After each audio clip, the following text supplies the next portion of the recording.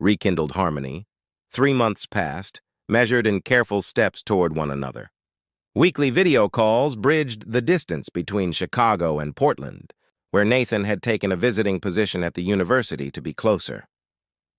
Their first real date was at a small bistro near Powell's Books, neutral territory. They arrived as polished strangers making cautious conversation over dinner. But by dessert, they'd fallen into the familiar rhythm of finishing each other's sentences, laughing at the same obscure jokes. "I keep waiting for it to feel weird," Olivia admitted as they walked along the waterfront afterward. "But it doesn't. It feels like finding something I didn't realize I was still looking for," Nathan replied, his hand tentatively finding hers. Building something new required patience. They agreed not to rush, each carrying lessons from what they'd lost. November brought Nathan to Chicago for a conference, where he witnessed Olivia leading a music therapy session with pediatric patients. Watching her gentle guidance, seeing how the children responded to her, he understood how completely she'd transformed her pain into purpose. December found them in Seattle for Christmas, where Olivia introduced Nathan to her parents and Claire. Her sister studied him intently before pulling him aside. "She was never the same after she left you," Claire told him quietly. "Even after I recovered, there was always a sadness she couldn't shake." "I understand why she did it," Nathan replied. "I'm still working through it, but I understand." Claire nodded, satisfied.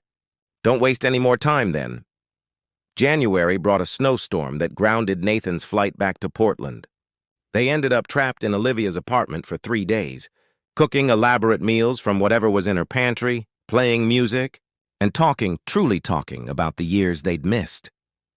On the second night, as they sat before her small fireplace, Nathan finally asked the question that had lingered. Was there ever anyone else? Anyone important? Olivia considered this, tucking her feet beneath her on the couch. There were relationships, a few that almost became serious. She looked at him directly. But I never let anyone close enough to risk that kind of loss again. You? Similar story, he admitted. There was someone in Guatemala for nearly a year. She ended it because she said I kept parts of myself locked away. He smiled ruefully. She wasn't wrong. Olivia moved closer, her head finding the familiar hollow of his shoulder. We're different people now. Better, I think, Nathan murmured against her hair. Stronger individually. February brought a joint project, a proposal for outdoor music therapy sessions in watershed conservation areas, combining their expertise. As they worked side by side in Olivia's small home office, the boundaries between colleagues, friends, and something more blurred entirely. When he finally kissed her, it wasn't like the passionate exchanges of their youth. This was deliberate, tender, a promise made with full awareness of what it meant to keep it. By spring, Nathan had accepted a permanent position in Chicago. Olivia helped him find an apartment, deliberately not her own, both agreeing they needed to build this new relationship properly, with intention rather than momentum. On a warm evening in May, they returned to the garden terrace of the hotel where they'd reconnected. Nathan had arranged a private dinner under string lights, the Chicago skyline creating a backdrop of possibilities. "I've been thinking about what Claire said at Christmas," he told her, as they lingered over dessert. "About not wasting more time." Olivia's eyes met his, steady and clear. "And we lost 7 years to a lie told out of love," he said, reaching across the table for her hands. "I don't want to lose another day to fear or doubt." "What are you saying exactly?" she asked, though the smile spreading across her face suggested she already knew. Nathan moved from his chair to kneel beside her. "I'm saying I love who you were at 22, who had the courage to sacrifice everything for her sister. And I love who you've become, this incredible, compassionate woman who transforms pain into healing. I want to build a life with both versions of you, if you'll have me." Tears glistened in Olivia's eyes as she pulled him to his feet. "You realize this isn't a fairy tale ending," she warned softly. "We still have things to work through." "I don't want an ending at all," Nathan replied, sliding a ring onto her finger. "Just a different beginning." As they sealed this promise with a kiss, the fountain beside them caught the last light of day, water droplets suspended momentarily in golden illumination, like 7 years of separation transformed into something beautiful, something worth the wait. In time, they would build a home filled with music and purpose, their shared work touching lives across communities. They would face challenges together, no longer protecting each other through distance, but through presence, through truth. And sometimes, on quiet evenings, Olivia would still marvel at how a lie meant to free them both had instead kept them bound to each other across time and distance until truth finally set them free to find their way back home. Breaking barriers by the third week in Cedar Bay, Sophia was strong enough to walk along the beach, collecting shells with Mei Lin while Alexander worked remotely, constantly glancing up to watch his daughter's improving strength with a sense of wonder. "Mr. Rivera, James on line 1, his temporary assistant called from the cottage's makeshift office. "Alexander, the board is getting restless," James said without preamble. "They're questioning your extended absence, especially since you're there with some unconventional healer rather than at Mayo Clinic or Johns Hopkins." Alexander watched through the window as Sophia laughed, her cheeks finally showing color. "The unconventional healer is doing what 17 specialists couldn't, James. Sophia's inflammatory markers are down 30%. "That's remarkable," James admitted. "But Marcus Hendricks is suggesting you've lost objectivity. There's talk of a temporary leadership change if you don't return soon." Marcus Hendricks, the ambitious CFO who had always coveted Alexander's position. "The threat wasn't idle. Schedule a video conference with the board for tomorrow. They'll see I'm perfectly capable of leading while I'm here." After ending the call, Alexander joined Mei Lin and Sophia on the beach. Sophia ran ahead, chasing seagulls with more energy than she'd shown in months. "Something's troubling you," Mei Lin observed, falling into step beside him. "Work complications. Nothing I can't handle." "Your company doesn't approve of Sophia's treatment here. It wasn't a question." Alexander sighed. "Rivertech is built on scientific advancement, clinical trials, peer-reviewed evidence. What you do is unquantifiable, unscientific?" She smiled without offense. "I understand the skepticism. I've faced it my entire career. Yet you've never sought validation through research studies or formal recognition?" Mei Lin picked up a smooth stone, turning it in her hands. "My grandmother believed that once something becomes institutionalized, it changes, sometimes losing the very essence that made it healing in the first place.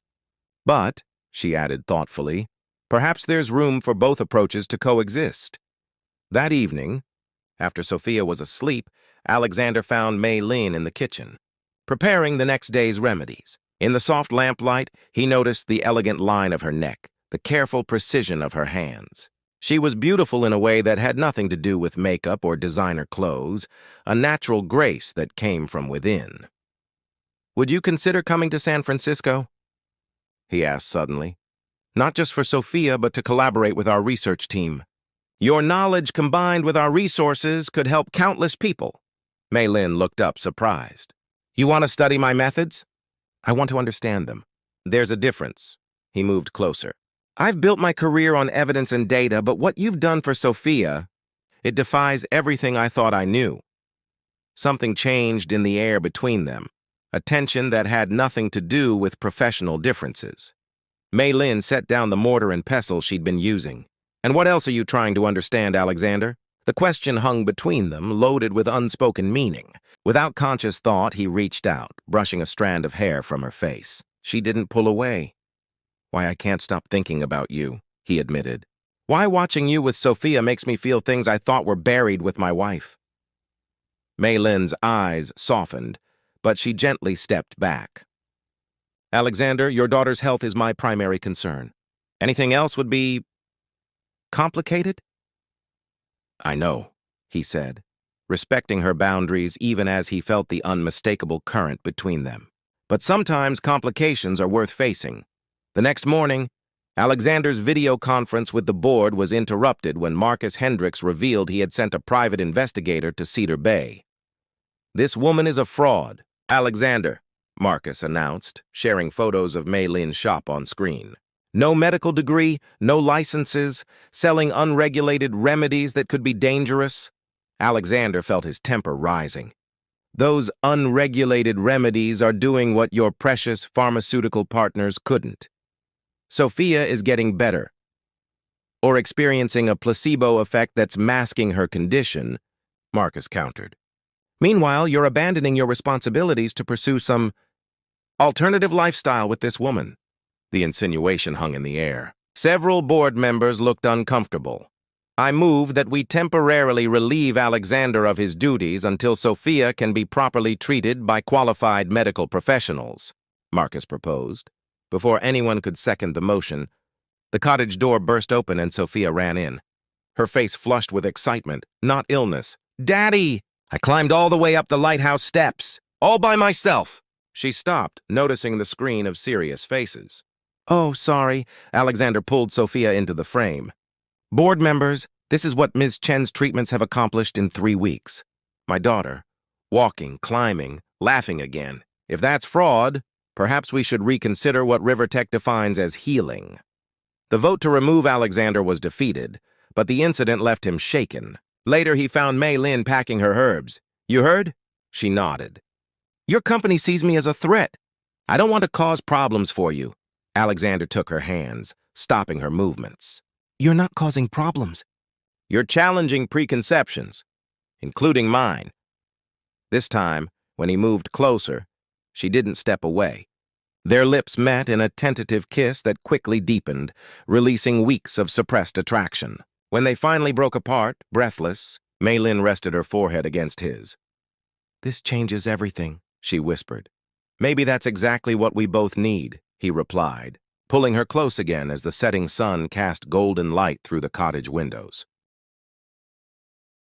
Shadows revealed. The hotel bar was dimly lit, offering Nathan a moment of anonymity as he processed Anita's revelation. The casual comment, "Olivia gave up everything," played on loop in his mind. "Claire Reed was one of my brightest undergrads before she got sick," Anita continued, sipping her wine. "Aplastic anemia. Nearly died. Olivia was her perfect match, both for bone marrow and as a caretaker. Dropped out of school immediately, I heard." Nathan set his whiskey down untouched. "When was this exactly?" "Fall semester. Must have been 7 years ago now. Claire was in freshman orientation when she collapsed." Anita paused, studying his expression. "You didn't know, did you?" The timing aligned perfectly with their breakup. Nathan felt lightheaded, memories reshuffling like cards dealt by a new hand. "We were together," he said finally. "Olivia and I. When she left, she told me she didn't want to be with me anymore, that her feelings had changed." Anita's eyes softened with understanding. "She never mentioned you, but I remember Claire saying something about her sister giving up a scholarship and a relationship. Said she felt guilty for years about it." Nathan closed his eyes briefly. "I was leaving for a research position in Costa Rica, 3 years minimum commitment. And let me guess, you wouldn't have gone if you'd known." "Of course not," he said, the certainty in his voice surprising even himself. Anita smiled sadly. "That's exactly why she wouldn't tell you." The conference reception that evening became an exercise in hyper-awareness. Nathan scanned every cluster of attendees for a glimpse of auburn hair, rehearsing and discarding opening lines. He found her eventually by the windows, looking out at Chicago's skyline. She wore a simple blue dress, her hair shorter than he remembered, falling just below her shoulders. "Olivia?" She turned, composure firmly in place, though her knuckles whitened around her glass. "Nathan, I was wondering if we'd actually speak. You disappeared pretty quickly after the panel. Professional habit. I'm good at quiet exits." The barb landed as intended. 7 years of hurt compressed into 6 words. "I ran into Anita Sharma today," he said, watching her face carefully. "She mentioned knowing your sister at Berkeley." Something flashed in Olivia's eyes. Alarm, then resignation. "I see." "No, I don't think you do." Nathan's voice remained steady, though his heart hammered. "She told me about Claire's diagnosis, about you being her donor, about when it happened." Olivia set her drink down, suddenly needing both hands free. "Nathan, fall semester 7 years ago, the exact time you wrote me a letter saying your feelings had changed." His voice caught. "You lied to me." A couple nearby glanced over curiously. Olivia straightened her shoulders. "Not here," she said quietly. There's a garden terrace on the 4th floor. They rode the elevator in tense silence. Outside, Chicago's night air carried the first hint of autumn chill. They stood beside a small fountain, whose gentle splashing provided both soundtrack and privacy. "Claire needed me," Olivia said simply. The prognosis was grim without immediate intervention. She had no one else. "And you thought I wouldn't understand that?" Nathan asked, the pain of 7 years evident in his voice. "I knew you would understand. That was the problem." She looked at him directly now. "You would have given up Costa Rica, your research, your future. That should have been my choice to make. You would have resented us eventually. You don't know that. I couldn't risk Claire's life on a maybe," she said, her composure finally cracking. "And I couldn't ask you to put your life on hold for years while I lived in hospital rooms in fear." Nathan stepped closer. "So instead you made me believe that what we had meant nothing to you." A tear slipped down Olivia's cheek. "It meant everything. That's why I had to let you go." Confrontation and confession. The garden terrace fell silent except for the fountain's gentle murmur. Nathan's gaze never left Olivia's face, studying the new lines at the corners of her eyes, the resolute set of her jaw that hadn't changed. "How is Claire now?"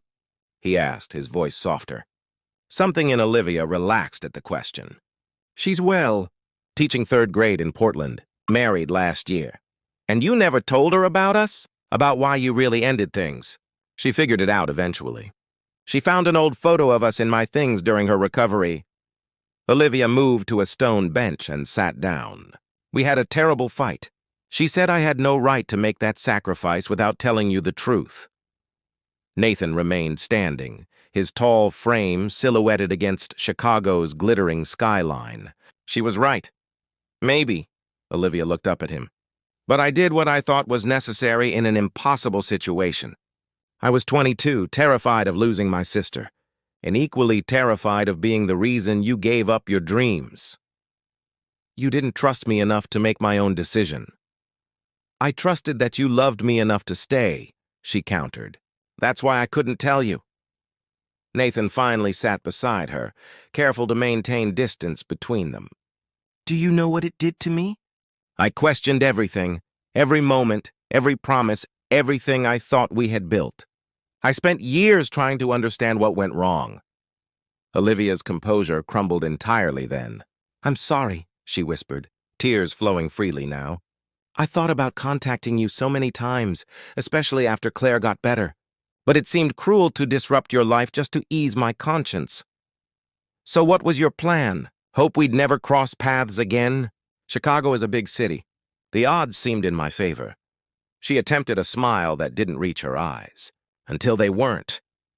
Nathan ran a hand through his hair, a gesture so familiar it made Olivia's heart ache. "I deserved the truth," he said finally, "even if it was years later." "You're right." She met his gaze directly.